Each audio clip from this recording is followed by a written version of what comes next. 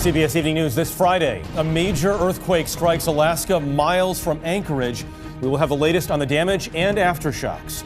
The president meets world leaders in South America while new information emerges about the Mueller investigation at home. And video released of an NFL star running back assaulting a woman in a hotel. All that and much more, beginning with the headlines in 60 seconds. Holy smoke. A powerful and massive earthquake hitting Anchorage, Alaska. There is major infrastructure damage. This thing hit hard, it hit fast, it did a lot of damage. This was the strongest quake I've ever felt. The Dallas police officer who shot a man in his own apartment has been indicted on a murder charge. I look forward to a conviction. President Trump signs the NAFTA replacement deal called the United States-Mexico-Canada Agreement. This is a model agreement that changes the trade landscape forever.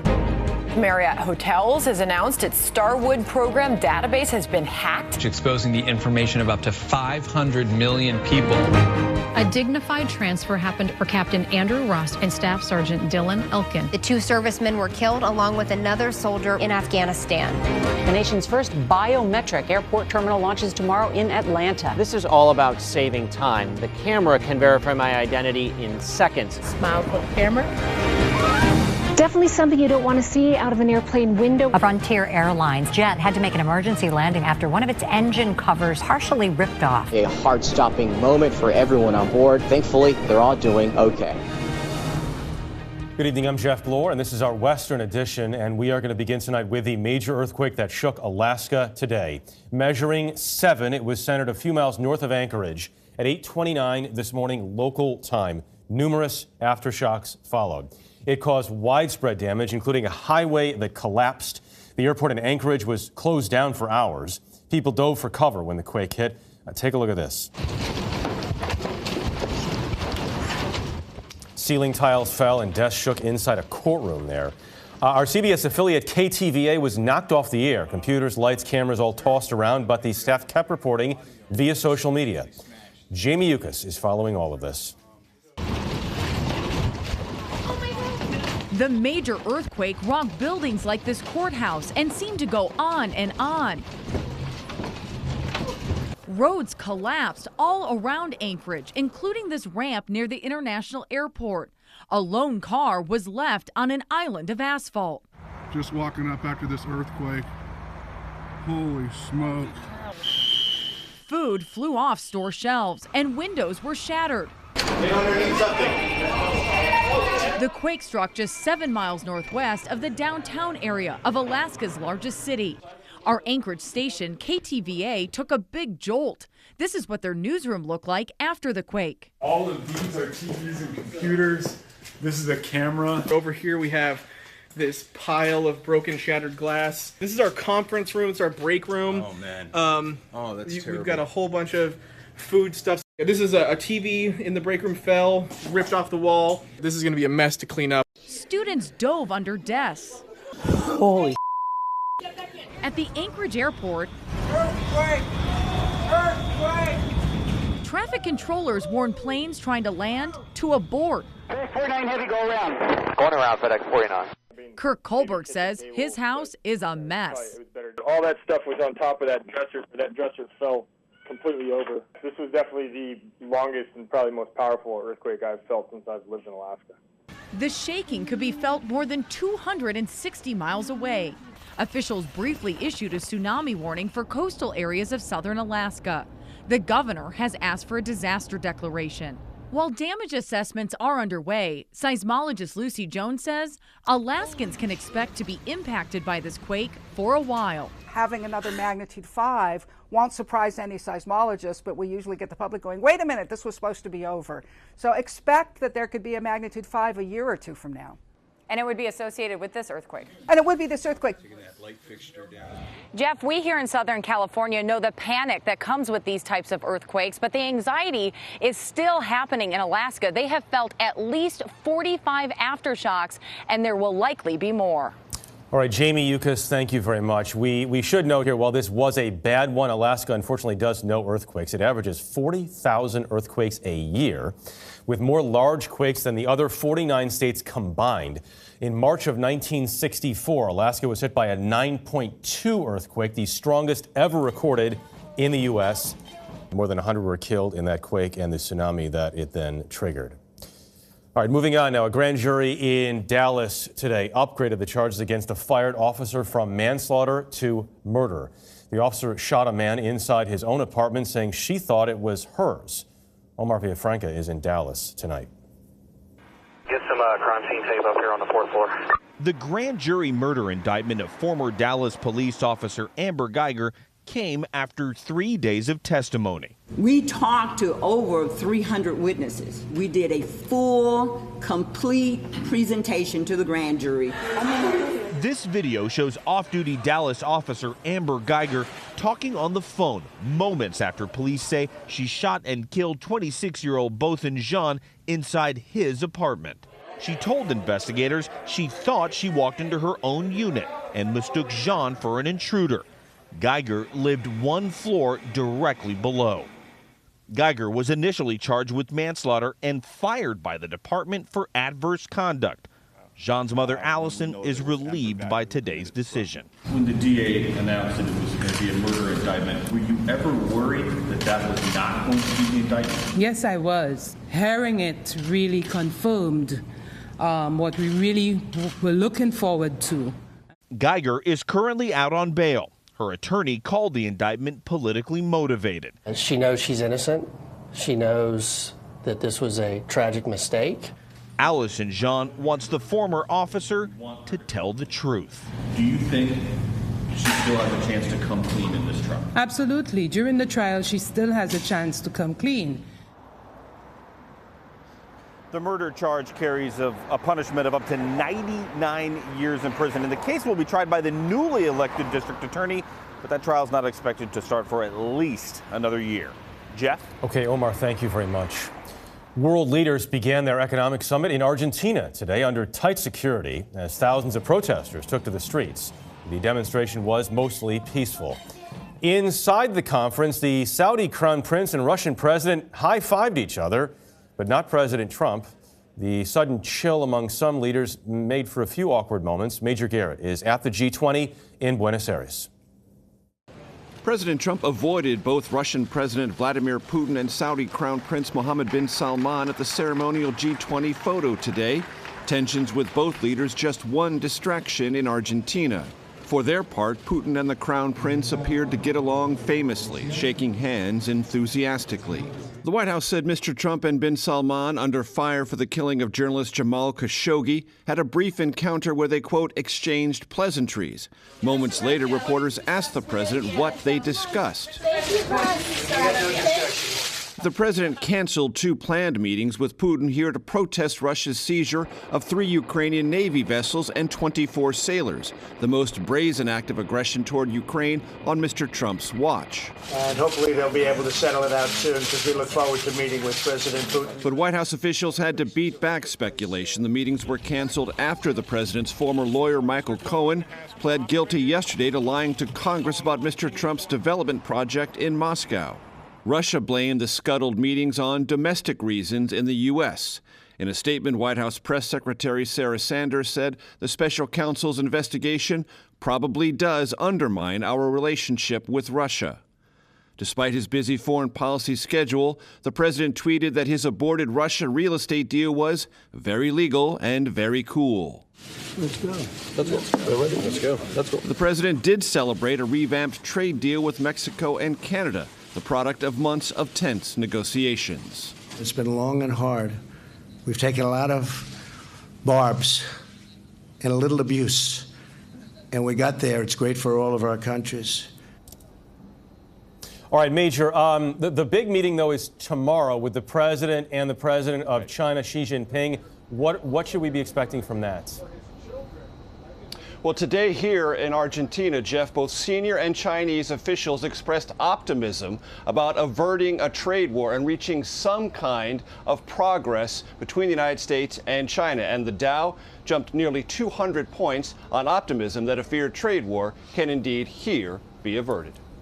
Okay, Major, thank you very much. As we mentioned, while that all takes place in South America, the special counsel investigation continues here now at home, and Paula Reed has more on this. She's been so great at following all of this. Paula, from what we learned this week, what do we know about what the Mueller team is doing? Well, so this week, we've learned that the special counsel is looking at the extent to which the president's business empire was entangled with his political ambitions in the 2016 campaign. And look, the president is right to an extent. There's nothing illegal about preliminary discussions about a business deal. But the question is, if they weren't doing anything wrong, why did Michael Cohen lie about this deal? And also, why was an aspiring U.S. president trying to do business with one of our biggest adversaries? So the dates seem to be key here. Cohen has now said he was discussing this Trump Tower Moscow project until June 2016. Why does that date matter? It's such a significant time period in this investigation, because remember, June 2016, that's the same time when Donald Trump Jr., Paul Manafort, Jared Kushner, they had that meeting in Trump Tower with a Russian lawyer promising dirt on Hillary Clinton. That's also the same month that the special counsel says that Russia started releasing these hacked Democratic emails. The next month, candidate Trump comes out and calls on Russia to find Hillary Clinton's emails. So the special counsel is looking at whether this was all just one big coincidence or there was something connecting all these events. And who else do we know that the special counsel might be looking into right now? Well, it's so interesting. In Cohen's plea, he reveals that he also had discussions with other members of the Trump family about the Moscow Trump Tower deal. The question is, though, who did he talk with? And that's something Mueller's going to try to figure out. All right, Paula Reed, thank you very much. The Marriott hotel chain revealed today its Starwood reservation system was targeted in one of the largest security breaches ever. Hackers gained access to the personal information of as many as 500 million guests going back to 2014. Addresses, dates of birth, passport numbers, and in some cases credit card numbers in the Starwood system were exposed. There was a frightening sight from the window seat of a Frontier Airlines flight today. An engine cover came loose and was blown off shortly after takeoff from Las Vegas. This is what it looked like. The Airbus 320 circled back and then landed safely. Federal investigators are looking into exactly what caused that. For the second time this week, an NFL player is in the spotlight, accused of assaulting a woman. Video surfaced today that appears to show Kansas City Chiefs star running back Kareem Hunt shoving and kicking a 19-year-old woman. Jerika Duncan is following this story. Video obtained by TMZ from inside a hotel in Cleveland back in February shows NFL player Kareem Hunt seen here wearing a black long-sleeve shirt, pushing a woman. The woman he's arguing with then shoves her hand in Hunt's face. Several others get involved trying to restrain Hunt, while others are trying to keep her calm. The incident escalates when Hunt runs into his friend, who then falls into the woman, knocking her to the ground.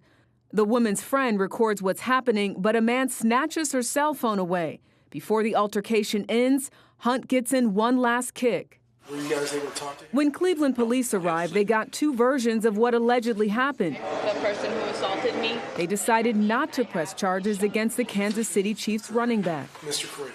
In August, the team's CEO, Clark Hunt, was asked about some off-season issues involving Kareem Hunt. Kareem is a young man, second year in the league, obviously had a very big year on the field last year.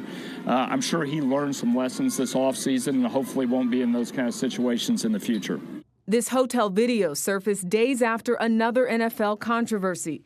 This week, the Washington Redskins picked up Reuben Foster despite another team cutting him for domestic violence charges. Now, the woman involved in the Hunt case said that she met Hunt that night, and Hunt, as far as we know, was never disciplined by the Chiefs. All right, Jerika Duncan, thank you. Coming up next here on the CBS Evening News, it seemed like a real success story, kid after kid making top colleges. But was their prep school hiding an ugly truth?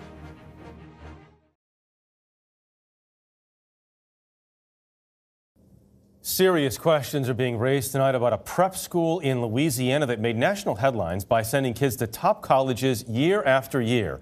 Now a different story has emerged. Here's Manuel Bajorquez. These viral videos showing students being accepted to elite colleges help put Louisiana's T.M. Landry College Prep School on the map.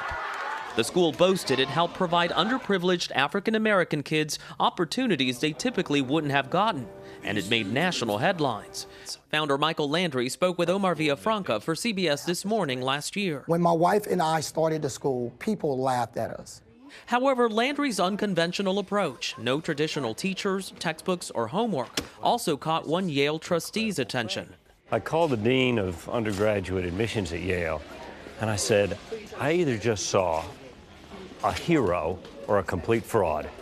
Now people are crying foul. A New York Times investigation, which included interviews with current and former students, revealed allegations of doctored college applications and falsified transcripts at the hands of Landry and his wife Tracy. CBS News has also learned of allegations that Michael Landry's tough style extended to mental and physical abuse, including making students kneel on rice, rocks, or hot pavement. Anna Lewis was a student there. I got this education that meant nothing. Her mother, Latasha Lewis, pulled her and her 2 other children out of the school. I do feel betrayed. I saw the videos, and I wanted exactly what I saw in the videos for my children. Attorney Ashley McFarland represents the Lewises and several other families. These kids were mentally, emotionally, severely affected by their experience at TM Landry and continues to be so. The Landrys denied all the allegations to the Times and declined an interview request with CBS News today. The attorney representing some of the families says on top of the roughly $600 a month in tuition for the school, some parents are now having to pay tutors to help their children catch up. Jeff? Pretty stunning to hear about. Manny, thank you very much. Coming up here, lights, camera, justices. The Supremes answer their photo call.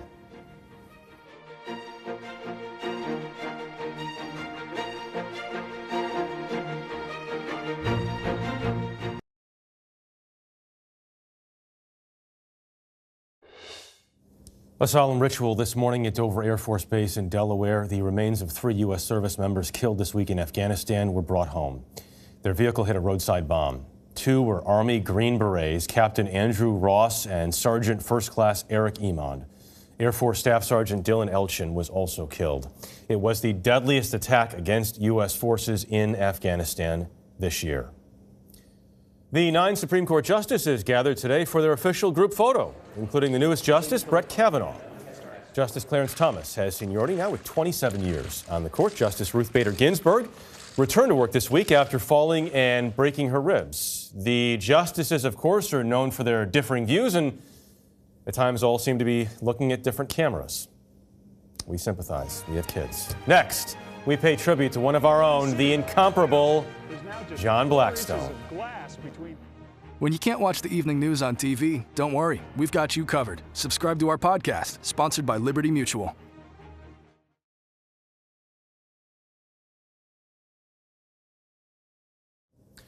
We close here tonight by saying thank you to our colleague John Blackstone. After 38 years at CBS News, he is stepping away from the day-to-day grind.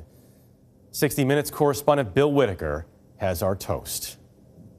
Beneath me, the ice is 2 miles thick. From the South Pole to South Africa and thousands of other stops throughout the world, John Blackstone has taken CBS News viewers on an extraordinary journey with style, grace, humor, So if the cops show up, it could be the bird feeders who take flight.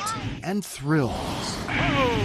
The Queen herself is... He joined CBS News London Bureau in 1986 after serving as a national correspondent for the Canadian Broadcasting Corporation and moved easily across the map of foreign assignments. Johannesburg. It's part of Lebanon, Honduras, Cape Town. Here in Ghana, Belfast. More than 4,000 stories over 4 decades and a benefit to anyone who watched and listened to his modest way of reporting and making great stories.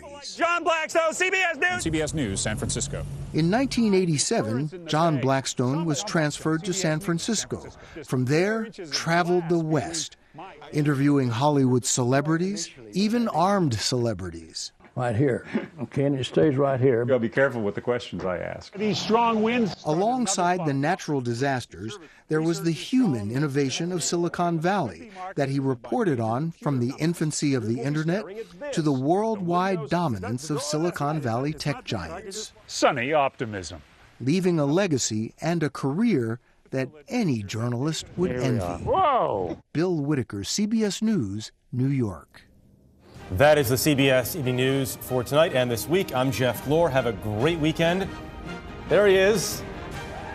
Thank you, John. We'll see you Monday. That's great.